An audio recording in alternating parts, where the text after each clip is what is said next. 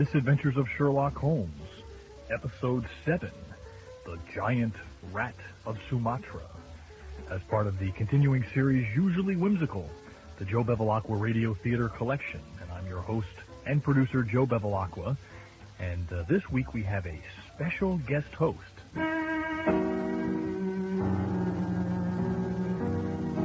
My name is Sherlock Holmes, detective, logician, master of all evildoers, masculine pipe smoker, cocaine addict, and a generally wonderful individual.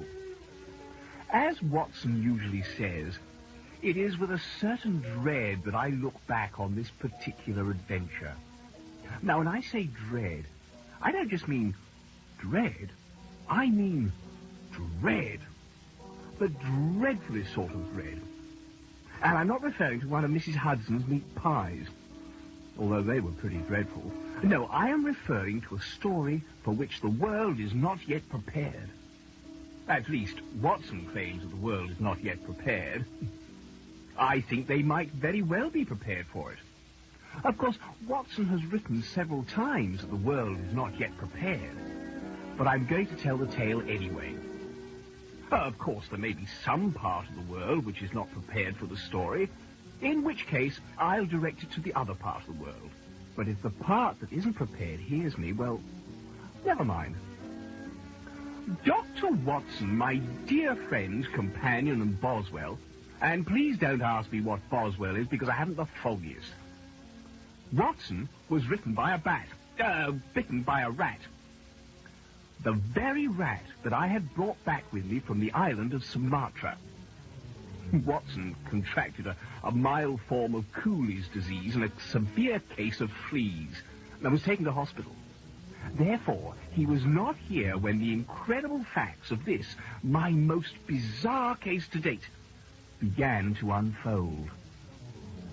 Sinbad, that's the rat's name, had eaten all the cheese in our flat and was squealing for more when Mrs. Hudson entered our sitting room.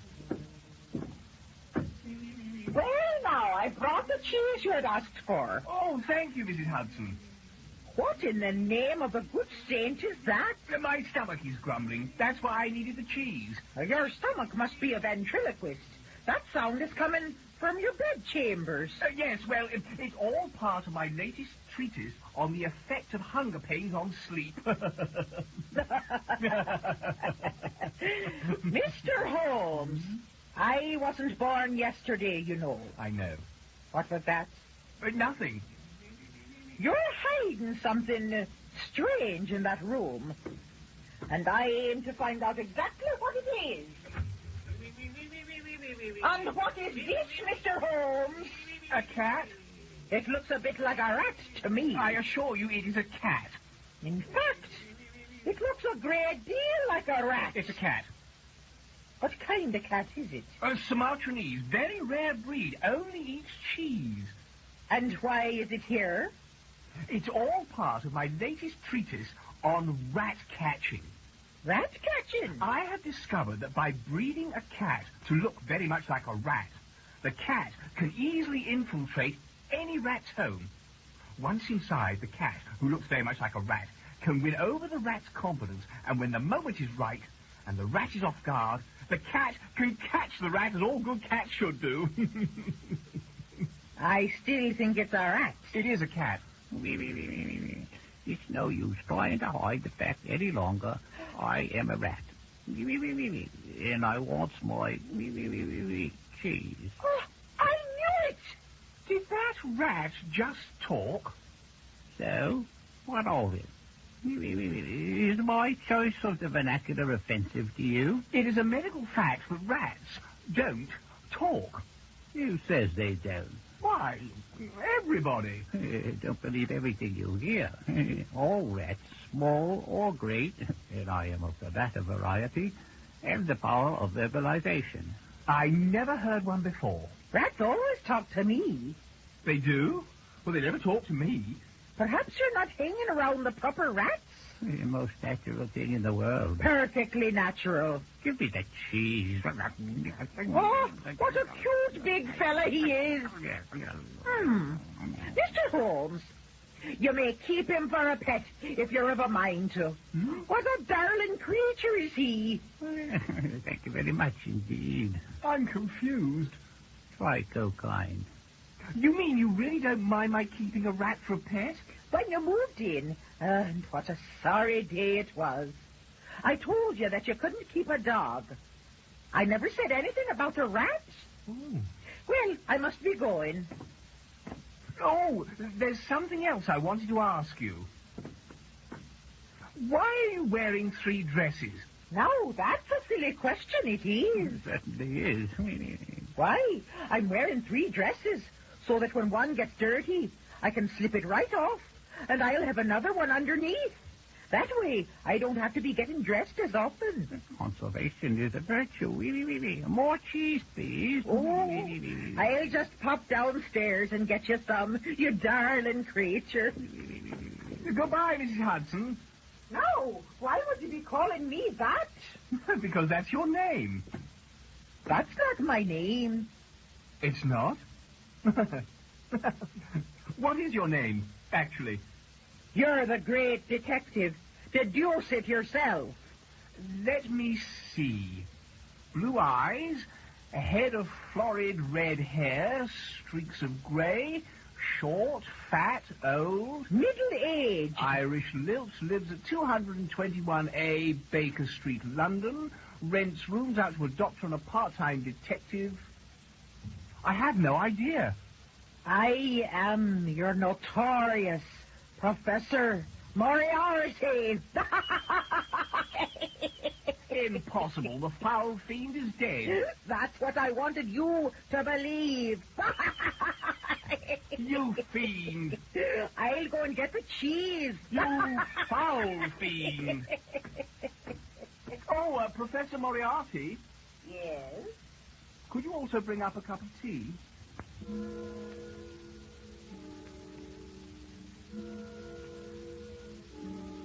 It was all quite strange. I didn't know what to make of it at all. Sinbad, the ravenous rodent, ruminated cheese by the pound. Mrs. Hudson, I mean Professor Moriarty, brought it up for him daily. Cheddar, Stilton, Edam, Gouda, Swiss, Parmesan, Gorgonzola, cottage cheese, cream cheese, pot cheese, even Limburger. The only cheese the rat refused to eat was Cheshire, because he said it reminded him of the cat. More cheese. More cheese. He cried, and he began to grow bigger and bigger with each pound he consumed. I had to begin walking him on a lead. He was as big as a cocker spaniel. One afternoon, I was walking on the corner where Portman Mansions and Baker Street meet, down by number 436, when... 'Twas big in the city too. Did gyre and gimble in the waves. All mingled with the forest grove in the bone raft. All great. Oh, beware the Jabberwock, my son. Shh, be quiet, Sinbad, lest somebody should hear you. I could never explain a rat speaking. Tell him I'm a cocker spaniel. I could never explain that either. The jaws that bite, the claws that catch. Sherlock? Sherlock! It's me, Inspector Gregory Lestrade. I don't believe you've met my friend, Sergeant Frederick. Oh, hello there. Oh, hello. How's every little thing going? Oh, simply divine, isn't it, Gregory? Yes, Freddie, simply. I just love working the interrogation room at Scotland Yard. Don't you, Freddie? Oh, yes. Gregory, they just lock you away with all those criminal brutes. Oh, divine. Why, the stories we could tell. Are you two still hanging around that Irish pub? The Queen's Closet? Oh, yes. You do Dr. Person, you. Gregory? Yes, Freddie? Tell Sherlock who we're meeting there today. Oh, no, let's let him guess. Go on, Sherlock. You silly savage. Guess. Well, I have no idea. Oh. Give him a hint, Gregory. Well, all right. He's the Irishman that proved that our little Irish pub could be a gay-lit bar. The man who gave no meaning to the words, God Save the Queen. That playwriting proof with a playful pun. Oscar Wilde. And is he ever? You know, I said to Oscar the other day, I said, Oscar, hon, when are you going to give up that silly playwriting and learn how to make a butch living like boxing? Well, you better be careful. The Marquis of Queensberry won't like that. He may end up in prison. Oh, prison life must be divine. Oh, yes. But those striped suits have got to go. Trick gauche. I mean, I'd look perfectly putrid in stripes. I prefer something in paisley. Oh, that's nice. You beware the jujube bird and shun the fruitless bandersnatch. Hello, Freddy. Did that dog just recite Jabberwocky? Oh, I do believe he did. Sherlock, that's one bright cocker spaniel you have there. Oh, Lewis Carroll. Now, Freddy, there was a man. The man who made Alice. A little. You two don't find it in the least bit odd that my dog can talk? Oh, no. Why, that's the most natural thing in the world. Oh, second most natural. Oh, I stand corrected.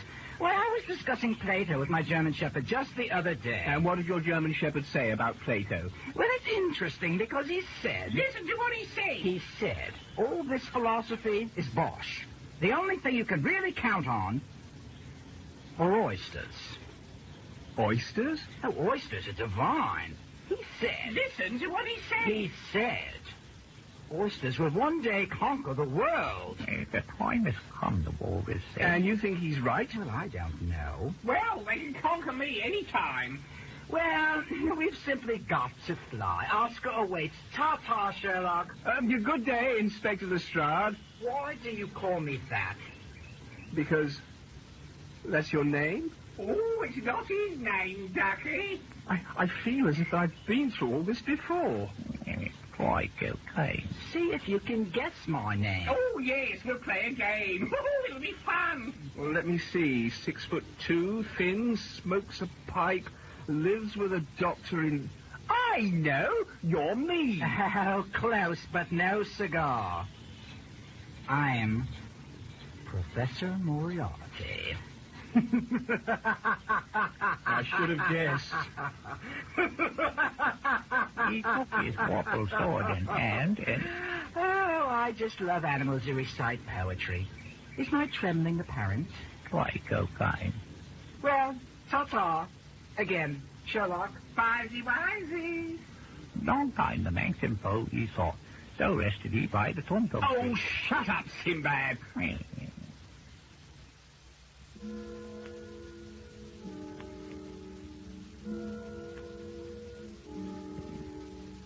It was all too much for me to handle. Everywhere I went, Moriarty was there in disguise. Even though he was dead, he was still as clever as ever. I locked Sinbad and myself in our flat, where the malefic mathematician could not find us. I bolted the doors, secured the bars on the windows. At last, I felt safe. Sinbad and I became very close. We couldn't help it. At the rate he was growing, he took up most of the room. We played cards to pass the time. He was an extremely good player, for a rat. In the evening, he would recite Jabberwocky for me. 'Twas Spitting and the Slithy Toes. It was the only poem he knew. Later, I would play my violin. My rapturous renditions would always bring him to tears. After a while, I had to stop playing. Sinbad would cry so much he'd get my violin wet. And since my violin was made of cardboard, it was getting rather soggy. Soon, Sinbad grew so big that his grey head touched the ceiling. By this time, we had run out of cheese. More cheese. Sinbad went into a fit of rage. He broke through the walls of the flat, growing still larger as he leapt at the street below. Sinbad, the giant rodent from Sumatra, was now as tall as a two-story building as he stalked down the gaslit cobblestones of Baker Street that night and disappeared into a thick veil of fog. The next morning, Mrs. Hudson, or Moriarty, or whoever she or he is, stormed into my flat. Mr. Holmes! Mr. Holmes! How did you get in here? Whatever do you mean? You came in here without benefit of opening the door. Oh, sorry. Mr. Holmes! Mr. Holmes! What is the trouble, Mrs. Moriarty, Professor Hudson, Have you read, perchance, the morning paper? I find knowledge gets in the way of my deductive powers. I was wondering what did it.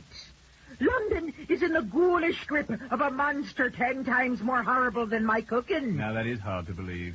A giant rat has been stalking the streets, pillaging every cheese shop in town, and now it's heading out to the neighboring countryside. Has it killed anyone? No, but it's caused a terrible inconvenience. I must capture it quickly. Before it steals any more cheese? No, before the police find out it's my rat.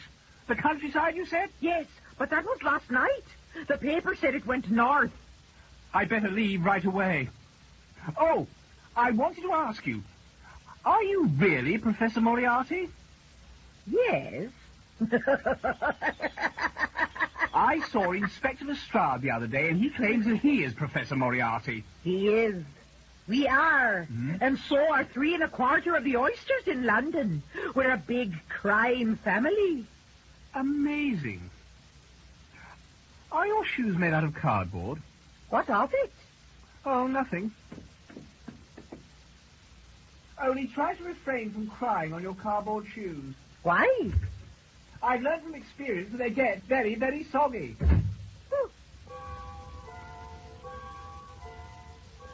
I still haven't deduced how Mrs. Moriarty Hudson entered the flat without the use of the door. And even if she had used the door, she still could not have got in, for I had bolted the door shut. This was when I began to think that this was no ordinary case. And why didn't Mrs. Hudson Moriarty notice that the entire front of her building had been ripped down by my giant rat? Most baffling. I went out on my search for Sinbad. What I found was most disturbing. Every cheese shop in London had been ransacked. Everywhere. The Pen and Wig Club, Simpson's Tavern, the Divan, the Holborn Restaurant, all were levelled. Wherever cheese could be found, Sinbad had left his mark. As I walked towards Piccadilly Circus, I could see there were giant oysters running around everywhere, but nobody seemed to take any notice. I tried to warn people, but they merely laughed at me.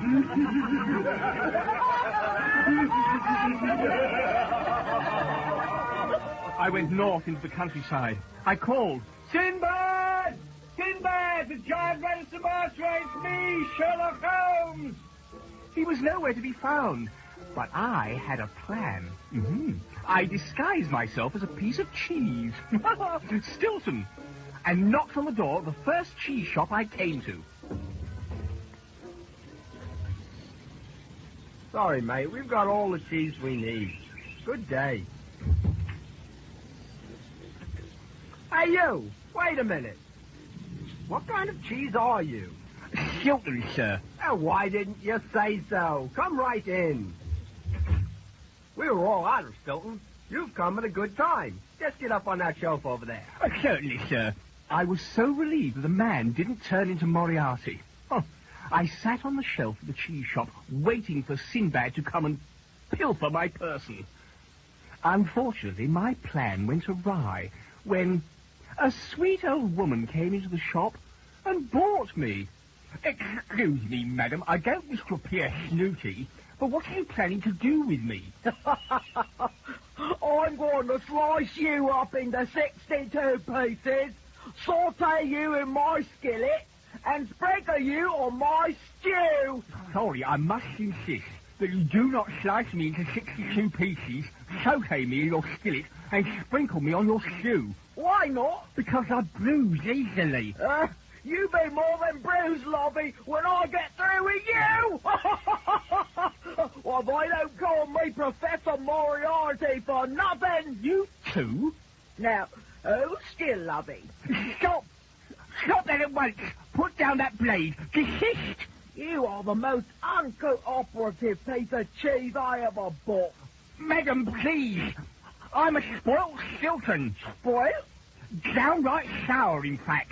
Oh, well, we can't have that, can we? Certainly not. Well, out the window you go, love! Oh. I got out of that mess all right, but stranger things were to come. I sat there in a pile of trash beneath her window, thinking what I should do next, when I heard a voice coming from my knapsack. Hey, you. Who, me? Yeah, you. Sherlock Holmes. The one dressed like a piece of cheese. You letting me out of this a knock. Who am I talking to? I'm a you violin. I'll let you out. Hey, watch it. Hey, watch it. I'm a delicate instrument today. Hey, what are you doing? But how can you talk? Hey, I speak right up. I talk pretty good, eh? Hey, I'm gonna help you. How can you help me? You're just an ugly old violin. Hey, watch your mouth. I'm not ugly. I still got skin like a bambino. But you are old. Sure, I'm old. Hey, that's true. I'm a very old. But I come from a famous family. I am a Stradivarius. Hey, but you can call me Straddy. How can you help me, Straddy? Wait a minute, and not so fast. First, you gotta promise to do something for me, Sherlock Holmes. Call me Sherl. If I help you find this giant rat, Sherl, you gotta promise that you gonna take a violin lessons. I may be made out of cardboard, and yet I know that I am a great violin. The way you play me, I sounded like that the cat did when you knocked her off at the London Bridge. Oh, don't remind me. When you run your bow across my strings, they are supposed to sing like a Florence the Nightingale, not a meow like Teresa the cat. They are supposed to come to life. I am a vibrant violin. I want to sing as only a violin should sing, with the glory. You get my continental drift? I'm a bit confused. How can you help me? Well, first, get up out of that pile of trash. And now take off of that silly costume. I don't want to be seen in public with a piece of cheese, you know? Now, listen. You know that old expression? A music, she soothes the savage beast. That's a breast. Hey, watch your language. We're gonna catch the rat with my cat the strings. Pretty good, huh?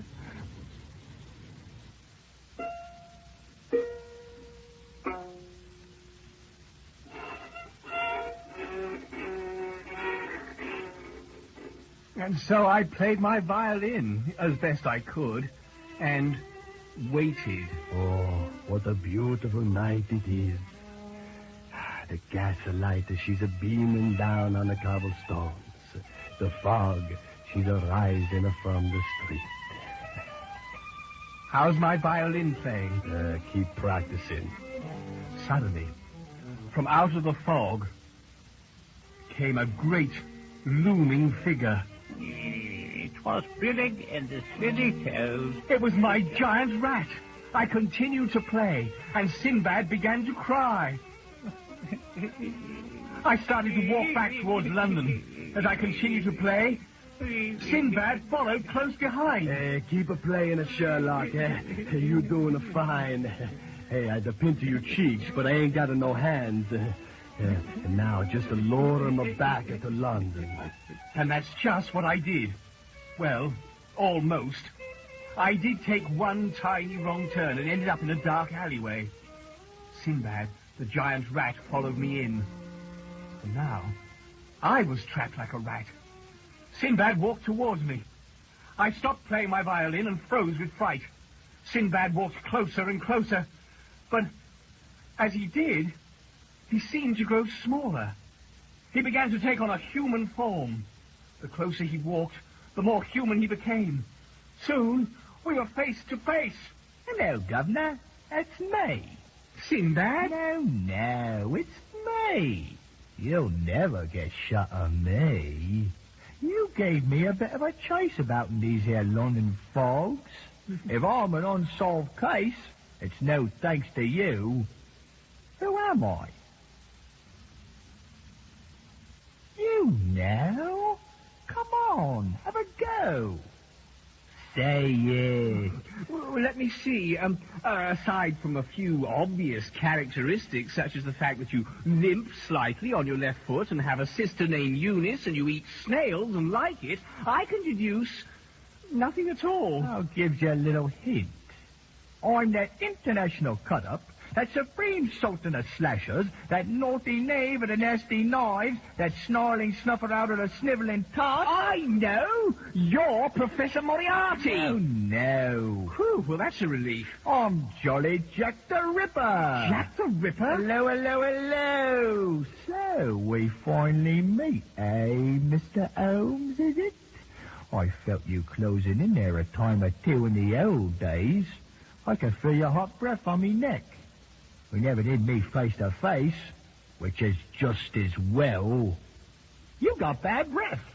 Jack, I'm a bit confused. You're supposed to be my giant rat. I am. I'm the biggest rat of all. I planned this whole thing to try and trap you here. How are you getting on, Governor? I've been having a terrible time for the past few days. How are you getting on? Absolutely ripping, Dove. It's these new modern times, making my work so much easier. I am now using one of them newfangled blades, and I get every so many more harlots to the blade.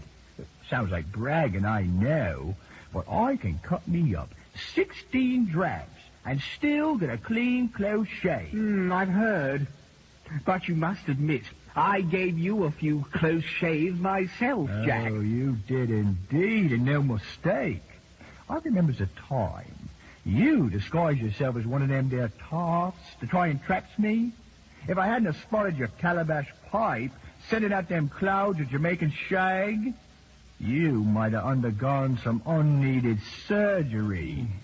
And I would have found myself brought to book on a malpractice charge. You mean you're not going to slash me? Oh, wait a minute, Gov. I didn't say that. But here, I brought you a little gift. A brand new 16-piece starter set of exquisite dinnerware. All knives. I would have preferred spoons. Let 'em have it, gang! Suddenly there loomed in front of me 15 giant oysters and one giant cat. On her collar was the name Teresa. They were all holding knives. They lifted them as members of an orchestra would lift their instruments. Jack the Ripper, as their conductor, gave the signal, and they all began to slash at me in unison. And then... Curiouser and curiouser. What possible diabolical thing could happen to Sherlock Holmes next? Tune in next time and find out. The Misadventures of Sherlock Holmes, a strange one indeed. As part of the continuing series, usually whimsical, the Joe Bevilacqua Radio Theater Collection. And I'm Joe Bevilacqua, your producer and host for this program. Now featured in the cast were Vernon Morris, Henry J. Quinn, Jan Meredith, William Melillo, Gary Beery, and yours truly, Joe Bevilacqua.